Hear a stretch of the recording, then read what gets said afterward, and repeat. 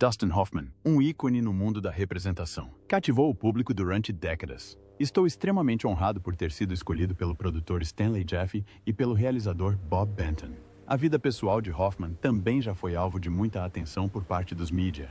A relação de Beverly Johnson com Dustin Hoffman, embora menos documentada e de menor duração do que as suas outras relações, representa um capítulo interessante na vida pessoal do ator. Beverly Johnson, uma figura pioneira por mérito próprio, alcançou a fama como a primeira modelo afro-americana a aparecer na capa da Vogue. O seu sucesso no mundo da moda quebrou barreiras e estabeleceu novos padrões na indústria. Entretanto, Dustin Hoffman já se tinha consolidado como um ator versátil e talentoso, conhecido pelas suas performances marcantes e papéis importantes em Hollywood. Os seus caminhos cruzaram-se no final da década de 1970, época em que ambos eram figuras proeminentes nos seus respectivos campos. Este foi um período de descobertas e mudanças na vida de Hoffman, após o fim do seu primeiro casamento, e antes de encontrar uma relação duradoura com a sua segunda mulher. A relação entre Beverly e Dustin era uma mistura de glamour e paixão, marcada pela excitação típica dos romances de alto nível. Eram frequentemente vistos em eventos e encontros, e as suas aparições juntos despertavam interesse e especulação nos mídia. Apesar do potencial da ligação entre eles, a relação de Beverly e Dustin não estava destinada a durar. As exigências das suas carreiras de destaque, juntamente com os desafios inerentes a manter um relacionamento sob os holofotes, levaram à sua eventual separação. A relação de Veruschka von Lehndorff com Dustin Hoffman é um aspecto menos conhecido, mais intrigante, da vida de Hoffman, oferecendo um vislumbre das suas interações com uma das figuras mais icônicas do mundo da moda. Veruschka, modelo e atriz alemã, alcançou a fama na década de 1960, com os seus imponentes 1,9 metros de altura. Era uma presença marcante no mundo da moda, conhecida pelo seu visual singular e estilo vanguardista. Os seus caminhos cruzaram-se numa altura em que ambos estavam no auge das respectivas carreiras. Veruschka, musa de fotógrafos e estilistas, e Hoffman, uma estrela em ascensão após o seu papel de destaque em A Primeira Noite de um Homem, encontraram um no outro uma compreensão mútua das pressões e emoções da fama. Contudo, como muitos relacionamentos no mundo acelerado das celebridades, a ligação entre eles foi passageira. Embora o romance talvez não estivesse destinado a um futuro duradouro, foi um capítulo significativo na vida de ambos. A relação de Anne Byrne com Dustin Hoffman é uma narrativa de amor precoce, paixões artísticas partilhadas e as complexidades da vida sob os holofotes de Hollywood. O seu percurso juntos, embora não tenha durado uma vida inteira, desenvolveu um papel significativo na formação dos primeiros anos da aclamada carreira de Dustin e no seu percurso como homem de família. Anne Byrne, uma bailarina de ar elegante e alma criativa, conheceu Dustin num período em que este estava prestes a alcançar o sucesso no cinema. O encontro foi fortuito, uma convergência de dois mundos artísticos. Dustin, com a sua intensa dedicação à representação, e Anne, com a sua graciosidade e elegância como bailarina, encontraram um no outro uma compreensão mútua das exigências e alegrias de uma vida dedicada às artes. O seu romance floresceu tendo como pano de fundo a década de 1960, uma época de mudanças culturais e de expressão artística. O apoio e a compreensão de Anne foram inestimáveis para Dustin, enquanto navegava pelas fases iniciais e desafiantes da sua carreira de ator. Apoiou-o durante a sua transformação de aspirante a ator em estrela de Hollywood, uma viagem marcada pelo seu papel de destaque em A Primeira Noite de um Homem. A união do casal foi selada em casamento em 1969, altura em que a carreira de Dustin atingia novos patamares. Juntos, deram as boas-vindas à filha, Jenna, uma de Alegria bis Paris, também para Dustin, que também assumiu o papel de padrasto de Karina, a filha de Anne de uma relação anterior. A sua vida familiar era uma mistura de momentos comuns e das extraordinárias exigências da crescente fama de Dustin. Enquanto o mundo celebrava a sua prestação premiada com o Oscar em Kramer vs. Kramer, poucos sabiam que o casamento do ator estava a desmoronar-se e a sua relação com a mulher, Anne Byrne, estava a deteriorar-se. Hoffman confessou que baseou grande parte do seu papel na dor e na turbulência que vivia em casa. As fronteiras entre ficção e realidade esbateram-se à medida que ele usava as suas experiências pessoais para infundir autenticidade à sua personagem. O envolvimento de Hoffman no filme não se limitou à representação. Participou também na reescrita do guião, moldando-o para refletir a turbulência da sua própria vida. O filme tornou-se um espelho que refletia as fissuras no seu casamento. uma catarse para suas emoções. Refletiu sobre este período numa entrevista à GQ, afirmando que esperava que o processo de filmagem fosse doloroso, mas acabou por ser precisamente o oposto. Libertador. Era como se tivesse tornado o autor da sua própria história. Mas a turbulência não terminou com Kramer vs. Kramer. À medida que a carreira de Hoffman continuava a ascender, aumentavam também as complicações na sua vida pessoal. Viu-se à beira de perder um papel que lhe valeria o seu segundo Oscar de melhor ator em Rain Man. No momento de dúvida, abordou o realizador Barry Levinson, sugerindo que Richard Dreyfuss interpretasse o irmão autista de Tom Cruise. Levinson, que tinha realizado filmes como Bugsy e Good Morning, Vietnam, não pôde deixar de se questionar se Hoffman teria aceitado o papel caso o tivesse visto antes do início das filmagens. As lutas internas e as dúvidas do ator vieram mais uma vez ao de cima. Apesar do amor e das memórias partilhadas, o casamento entre Anne Byrne e Hoffman chegou a uma encruzilhada e, em 1980, o casal decidiu separar-se. A história de amor de Lisa Gottsagen e Dustin Hoffman é um conto de companheirismo duradouro. O seu relacionamento estende-se por mais de 4 décadas. Lisa Gottsagen, uma empresária de intelecto apurado e elegância, entrou na vida de Hoffman. Quando se conheceram, em 1980, Hoffman já era um ator consagrado. Lisa, com a sua presença marcante e natureza perspicaz, traz um novo sentido de equilíbrio e estabilidade ao mundo de Hoffman. A decisão do casal de se casar em outubro de 1980 marcou o início de uma viagem repleta de aventuras, desafios e alegrias partilhadas. Lisa, ao assumir o papel de madrasta dos 2 filhos de Hoffman do seu casamento anterior, abraçou as responsabilidades com carinho e graciosidade. Juntos, aumentaram a família, dando as boas-vindas a 4 filhos: Jacob, Rebecca, Maxwell e Alexandra. Cada criança, crescendo num lar repleto de criatividade e amor, desenvolveu os seus próprios interesses e paixões. A vida com Dustin Hoffman nunca foi monótona para Lisa. Lidou com as complexidades de ser casada com uma estrela de Hollywood com elegância e resiliência. A vida do casal era uma mistura singular de acontecimentos na passadeira vermelha, estreias de filmes e rotinas familiares normais. Continuam casados até hoje. A trajetória de Hoffman também incluiu muitos desafios. Em 2017, Dustin Hoffman viu-se no centro de uma grande controvérsia que se repercutiu ao longo de toda a sua carreira de sucesso.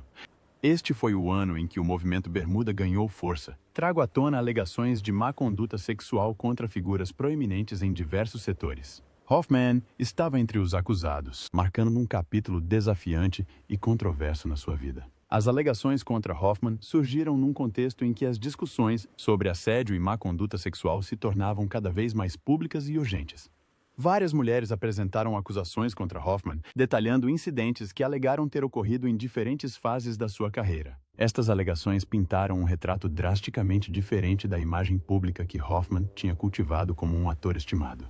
Uma das primeiras acusações partiu de Anna Graham Hunter, que afirmou ter sido assediada por Hoffman quando era estagiária aos 17 anos no set do telefilme A Morte do Caixeiro Viajante. Em 1985, Hunter alegou que Hoffman fez comentários e propostas inapropriadas, que ela detalhou nos seus escritos na altura. Após as alegações de Hunter, mais mulheres vieram a público com acusações semelhantes, acusando Hoffman de vários graus de comportamento inadequado. A resposta de Hoffman a estas acusações foi um misto de pedido de desculpas e defesa. Numa declaração abordando as alegações de Hunter, este expressou arrependimento por qualquer coisa que possa ter feito que a tenha colocado numa situação desconfortável, pedindo desculpa pelo sofrimento causado. No entanto, também sugeriu que os incidentes não refletiam quem ele era. Esta resposta foi recebida com reações diversas. O impacto destas alegações na reputação de Hoffman foi significativo. Para um ator conhecido pela sua profundidade e versatilidade, as acusações introduziram uma dimensão preocupante ao seu legado. O público, que há muito admirava Hoffman pelas suas contribuições cinematográficas, tinha agora de lidar com estas graves acusações contra ele. Isto levou a uma conversa mais ampla sobre a responsabilidade das figuras públicas e a importância de criar ambientes seguros e respeitosos em todos os locais de trabalho, incluindo a indústria do entretenimento. Outro encontro público de Hoffman foi no glamour de Hollywood. Hoffman partilhou as suas reflexões sobre uma questão urgente que transcende os limites da indústria cinematográfica: o racismo sistêmico nos Estados Unidos.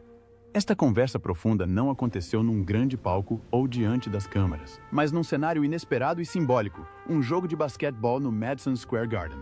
Numa noite em que as estrelas de cinema se reuniram para os Oscars, Hoffman escolheu um caminho diferente. Passou a noite com Spike Lee, outro luminar da indústria cinematográfica, conhecido pelas suas opiniões mordazes e pelo seu trabalho impactante. Lee foi um exemplo de protesto silencioso no jogo dos Knicks, tendo optado por boicotar a cerimônia dos Oscars em resposta à sua falta de diversidade. Esta decisão de Lee, ecoada por outras figuras proeminentes como Will Smith e Jada Pinkett Smith, evidenciou um problema sistêmico mais profundo que vai para além de um único acontecimento. Os Oscars, frequentemente vistos como o culminar da realização cinematográfica, tinham, pelo segundo ano consecutivo, nomeado apenas atores brancos, provocando um amplo debate e reflexão sobre a representatividade na indústria. Hoffman, 2 vezes vencedor de um Oscar, não se limitou a observar o momento em silêncio. Expressou os seus pensamentos, ecoando os sentimentos manifestados pelo comediante Chris Rock durante a cerimônia. No seu monólogo de abertura, Rock questionou de forma incisiva a persistente falta de diversidade, destacando um padrão que se mantém há décadas. A visão de Hoffman sobre isto foi direta e inflexível. Sempre foi racismo.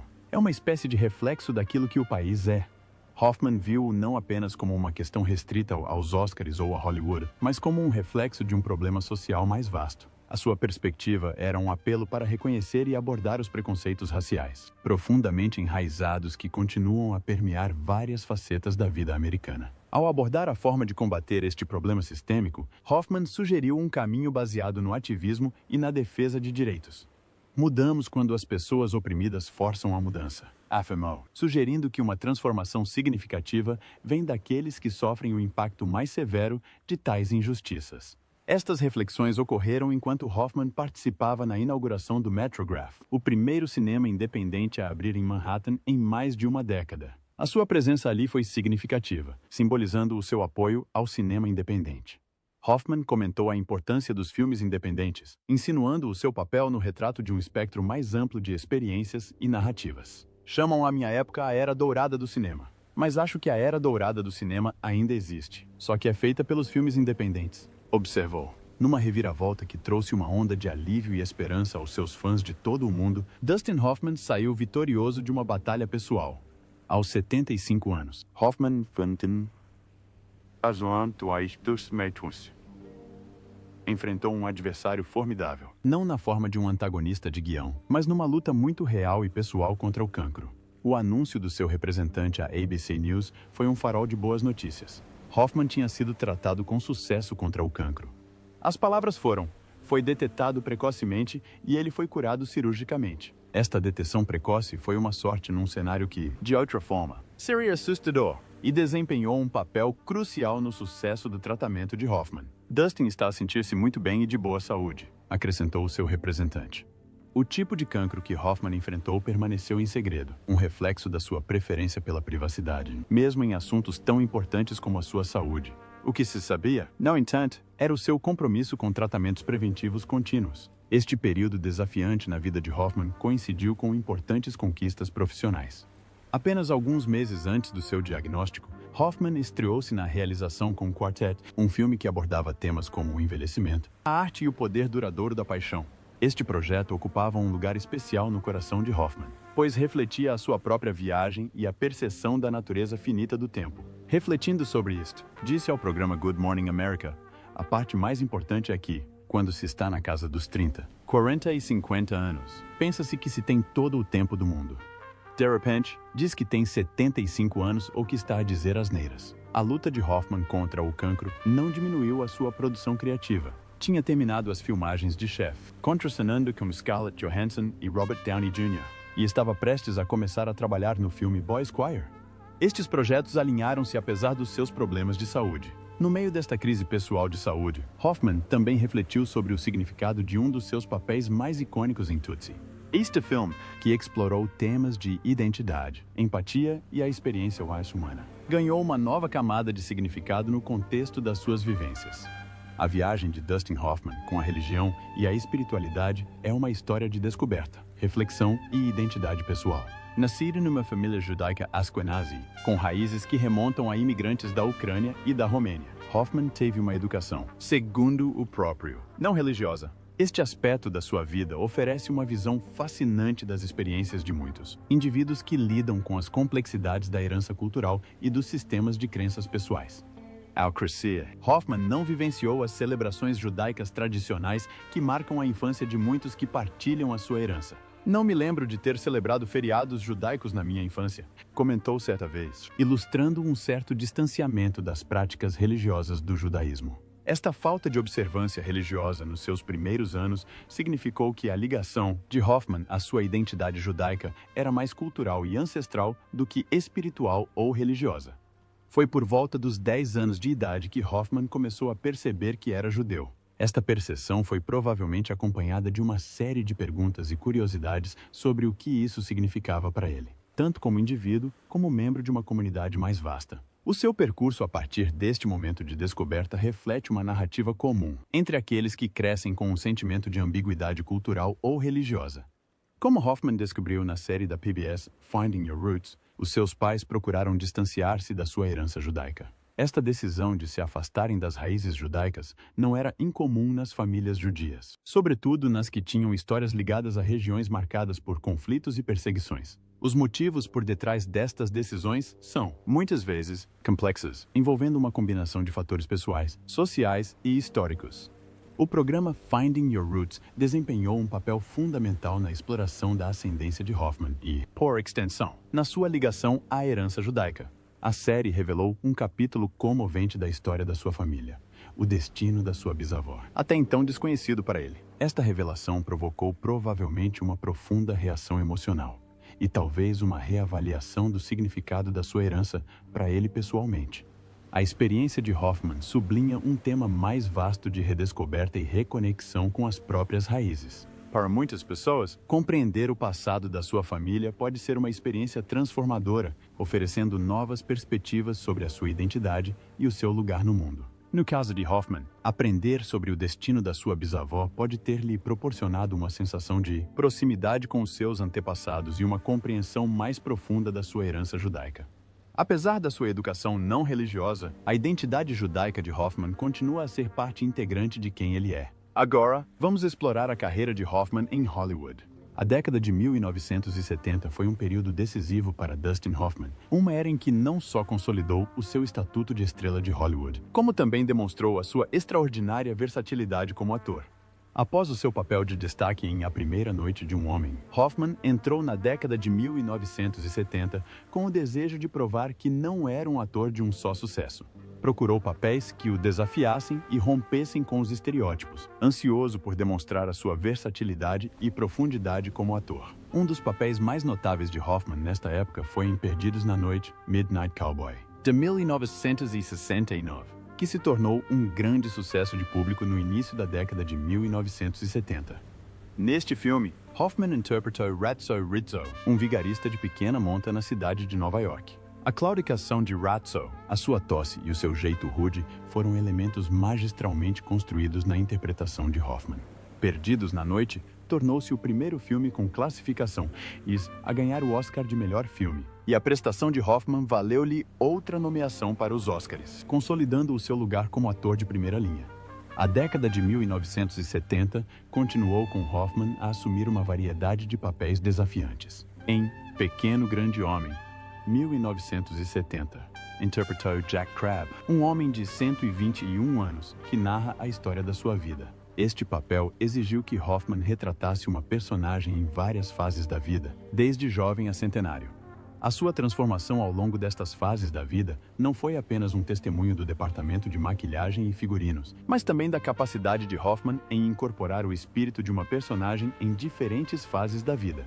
Talvez um dos papéis mais desafiantes de Hoffman na década tenha sido em Lenny, de 1974, onde interpretou o controverso comediante Lenny Bruce. Hoffman mergulhou na complexa psique de Bruce, captando o seu humor, as suas lutas contra o vício e as suas batalhas contra a censura.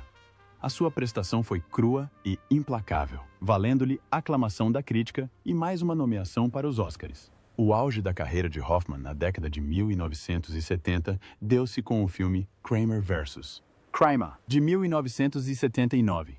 Neste filme, interpretou Ted Kramer, um pai obcecado pelo trabalho que se torna pai solteiro depois de ser abandonado pela mulher. A prestação de Hoffman na transformação de Ted, de um pai negligente para um pai dedicado, foi comovente e profundamente autêntica. O papel valeu-lhe o seu primeiro Oscar de melhor ator, um feito que coroou a sua versatilidade e talento.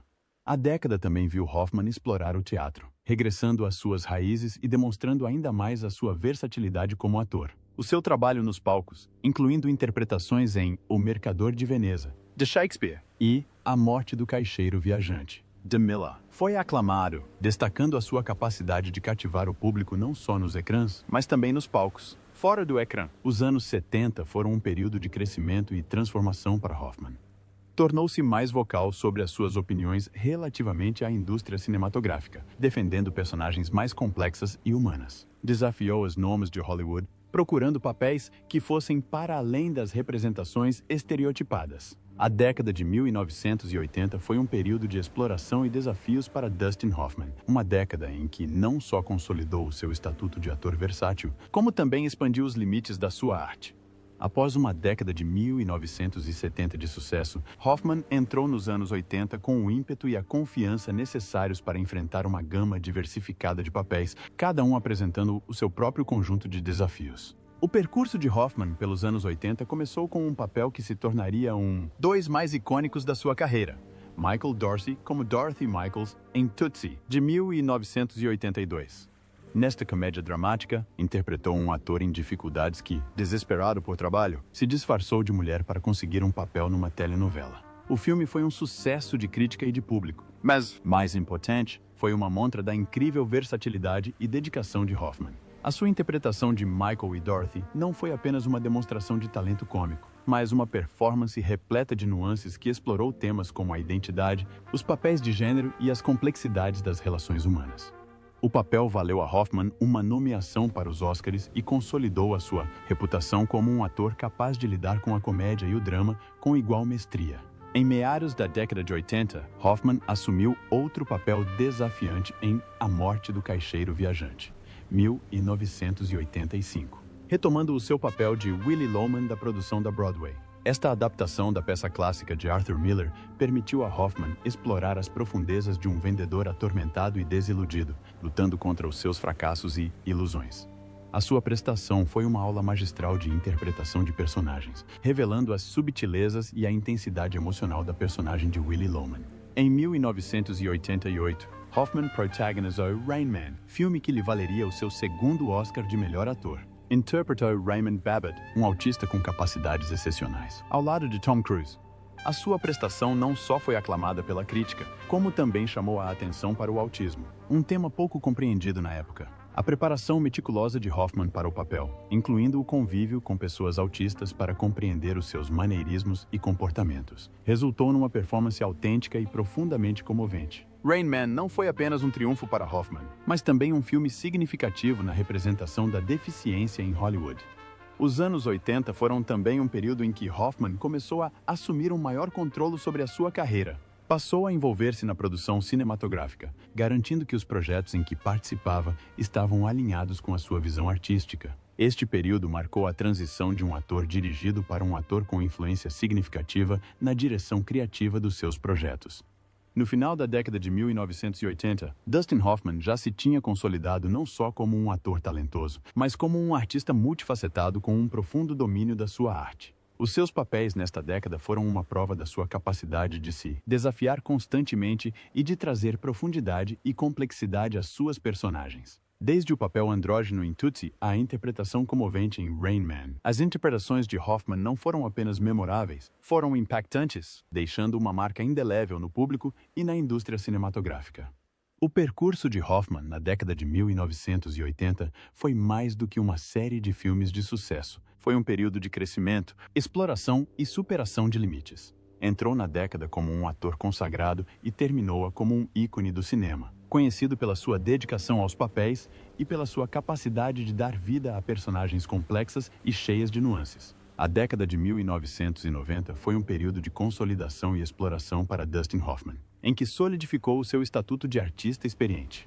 Já consagrado como um ator de grande versatilidade e profundidade, Hoffman continuou a assumir papéis que o desafiavam e cativavam o público. No início dos anos 90, Hoffman demonstrou a sua versatilidade com uma prestação encantadora em Hook, 1991. Uma releitura da história de Peter Pan realizada por Steven Spielberg. Hoffman interpretou o notório Capitão Gancho. Traga um toque deliciosamente vilanesco, mas encantador, ao personagem. A sua interpretação foi uma mistura de teatralidade e profundidade, acrescentando camadas a um antagonista já conhecido. O papel permitiu a Hoffman demonstrar a sua capacidade de mergulhar na psique de uma personagem, tornando Hook numa figura mais complexa e intrigante. Em meados da década de 90, Hoffman entrou em Epidemia, 1995, um filme de desastre médico onde interpretou um virologista que tentava impedir a propagação de um vírus mortal. Num papel que exigia uma mistura de intensidade e inteligência, Hoffman apresentou uma prestação convincente e cativante. A corrida contra o tempo da sua personagem para salvar a humanidade ganhou vida com um sentido de urgência e empenho pelos quais Hoffman é conhecido. Talvez um dos papéis mais significativos da carreira de Hoffman na década de 90 tenha sido em Wag the Dog, de 1997. Nesta sátira política, interpretou Stanley Motz, um produtor de Hollywood contratado para fabricar uma guerra de forma a distrair o público de um escândalo presidencial. A prestação de Hoffman como Motz foi uma aula magistral de comédia e sátira subtis, valendo-lhe aclamação da crítica e uma nomeação para os Oscars. A sua prestação destacou a sua capacidade de interpretar personagens complexas com uma mistura de humor e profundidade, demonstrando a sua versatilidade como ator. Nos anos 90, Hoffman também explorou papéis mais introspectivos e reflexivos. Em Mad City, 1997, interpretou um jornalista envolvido numa situação de reféns. O papel representou uma mudança em relação às personagens mais extravagantes que tinha interpretado, oferecendo uma prestação mais sutil e contida. Este filme, entre outros, mostrou a capacidade de Hoffman se adaptar ao cenário cinematográfico em constante evolução, assumindo papéis que refletiam as complexidades da vida moderna. Fora do ecrã, Hoffman continuou a ser uma figura respeitada na indústria cinematográfica. A sua dedicação à arte e o seu desejo de assumir papéis desafiantes fizeram dele um modelo para os atores mais jovens. Não foi apenas um ator, mas um artista profundamente empenhado em explorar a condição humana através do seu trabalho. Ao longo da década de 90, Hoffman manteve um equilíbrio entre o sucesso comercial e o sucesso crítico. A sua escolha de papéis durante essa década foi uma prova da sua compreensão da indústria, da sua capacidade de se manter relevante num panorama cinematográfico em rápida transformação. Continuou a trabalhar com os melhores realizadores e atores. Trago a sua mistura única de intensidade e autenticidade a cada papel.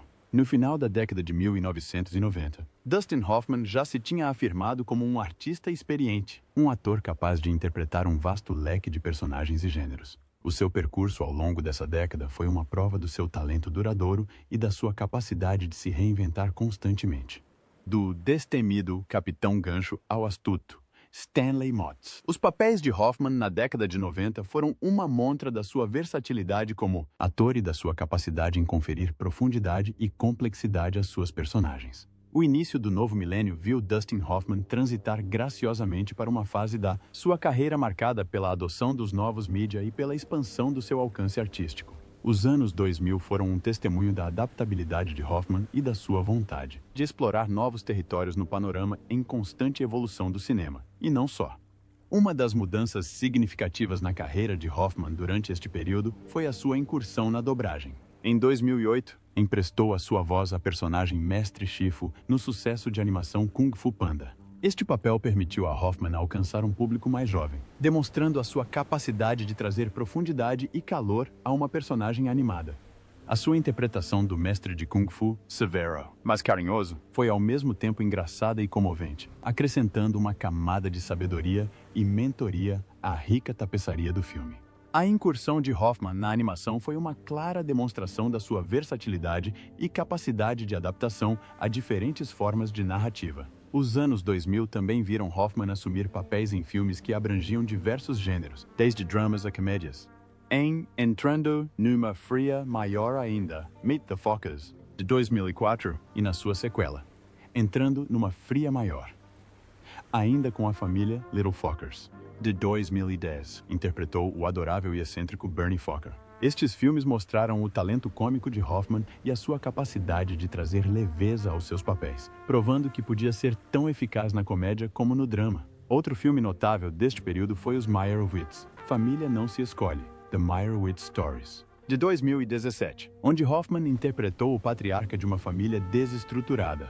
A sua interpretação de Harold Meyerowitz foi uma mistura complexa de narcisismo, fragilidade e humor, demonstrando a sua capacidade em retratar personagens multifacetadas. Este papel serviu como um lembrete da capacidade de Hoffman de mergulhar profundamente na psique humana, dando vida a personagens que são simultaneamente falhadas e com as quais o público se identifica.